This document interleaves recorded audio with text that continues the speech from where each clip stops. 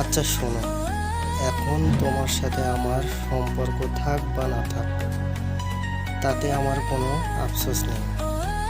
কারণ আমি যতটুকু পেরেছি তোমার খেয়াল রাখার চেষ্টা করেছি, যতটুকু পেরেছি তোমার পাশে থাকার চেষ্টা করেছি, যতটুকু পেরেছি তোমাকে আগলে রাখতে চেষ্টা করেছি।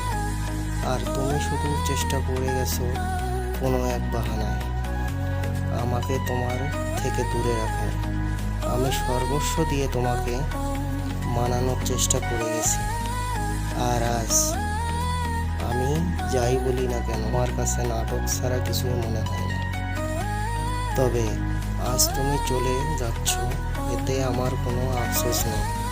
কারণ সত্যি বলতে কাউকে এর উপর কে কিভাবে মানাতে হয় তা আমার জানা নেই।